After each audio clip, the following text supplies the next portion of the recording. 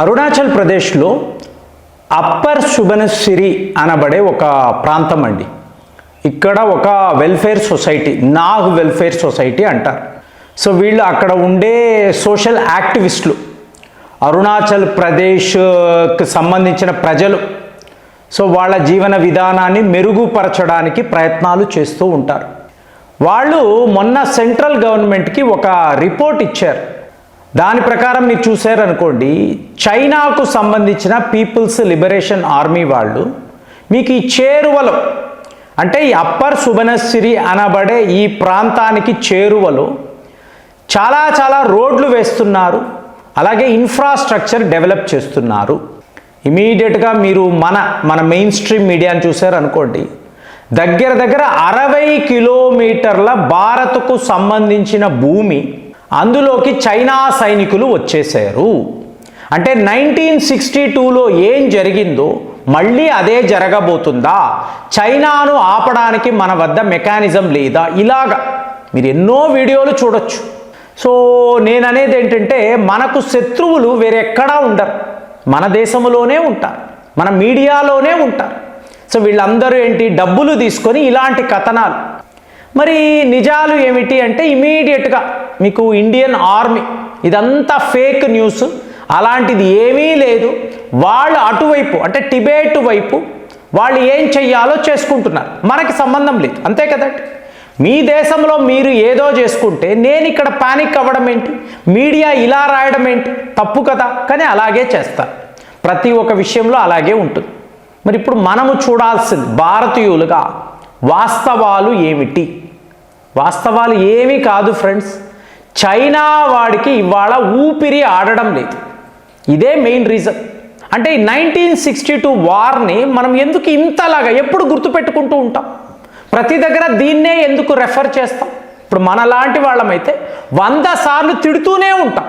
ఈ గ్యాంగ్ ఉంది చూసారా, ఈ గ్యాంగ్ని తిడుతూనే ఉంటాం కదా. ఎందుకు? ఏమీ లేదు. భారత్ తన చరిత్రలో ఓడిపోయిన ఒకే ఒక యుద్ధము 1962. కాబట్టి ఇది ఒక తీరని గాయముగా ఉండిపోయింది. సో మీకు నాకే అలా ఉన్నప్పుడు పెద్ద నాయకులు ఉన్నారు కదా, మరి వాళ్ళకి ఎలా ఉంటుంది? కాబట్టి దీన్ని అందరూ రెఫర్ చేస్తూ ఉంటారు. మరి అలాంటి సిచ్యువేషన్ మళ్ళీ వస్తుందా అంటే ఇంపాసిబుల్ అండి, ఇంపాసిబుల్. కాబట్టే వీళ్ళు ఫేక్ న్యూస్లు రాస్తున్నారు. మనము ఓడిపోతే ఆనందించేవాళ్ళు భారత్లో చాలామంది ఉన్నారు కదా, జెండాలు పట్టుకొని రోడ్ల మీద పరిగెడతారు కదా, ఎంతోమంది ఉన్నారు. సో అలాంటి వాళ్ళకి ఇదేంటి, లడ్డూ తిన్నట్టు ఉంటుంది, అవునా? మరి వాస్తవాలు, నిజాలు ఇప్పుడు ఇది ఎలా చూడాలి అంటే, మీకు అరుణాచల్ ప్రదేశ్ మీలో ఎవరైనా వెళ్ళుంటారు. ఇందులో ముఖ్యంగా తావాంగ్ అని అంటాం.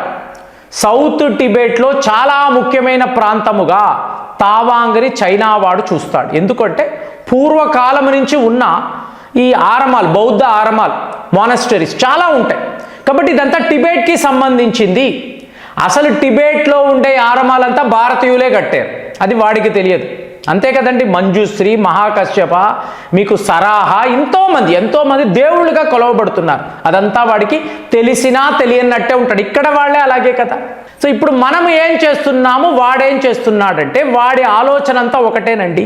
మంచు కొండలు, మామూలు కొండలు, అడవులు, పీక్స్ అండ్ వ్యాలీస్.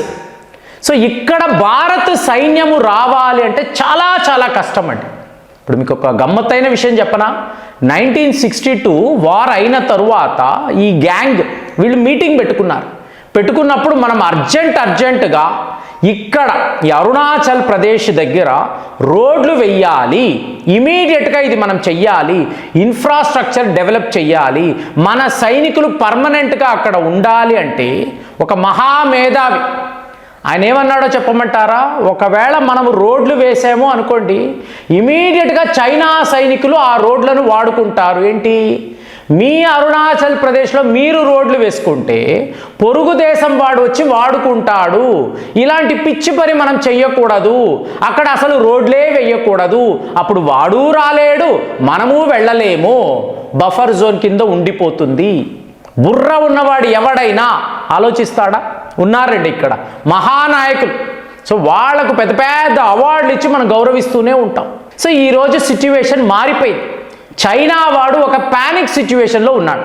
ఎందుకంటే 2022లో డిసెంబర్ నెల వాళ్ళను తరిమి కొట్టాం. సరిహద్దుల వద్దే చైనా వాడేమనుకున్నాడు, మనము ఎక్కడ వాడి టెరిటరీలోకి వస్తున్నామో అనుకుని ఇదే ప్రాంతమే, మీకు అప్పర్ సుబనశ్రీ అంటారు, కర్రలు పట్టుకొని వాడిని కొట్టాం.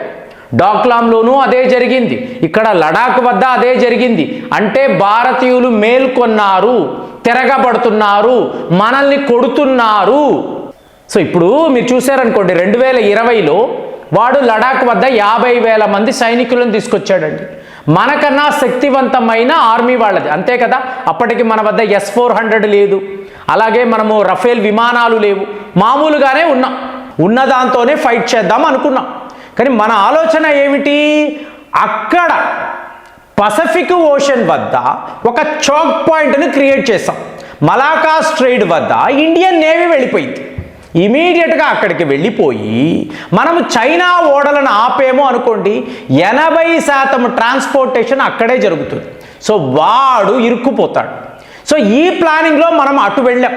సో ఇప్పుడు వాడి ఆలోచన ఏమిటి, ఒకవేళ అరుణాచల్ ప్రదేశ్ వద్ద భారత్ ఇంతంత ఇన్వెస్ట్మెంట్స్ చేస్తే డిఫెన్స్ బడ్జెట్లో ఒక అతి ముఖ్యమైన సింహ భాగము అంటాం చూసారా, ఇది అరుణాచల్ ప్రదేశ్ వద్దే వాళ్ళు ఖర్చు పెట్టాలి, ఇది మనకు అడ్వాంటేజ్, ఎప్పుడు ఇక్కడే వాళ్ళు దృష్టిని సారిస్తారు, అసలు సిసలైన యుద్ధము వాడు చెయ్యలేడండి.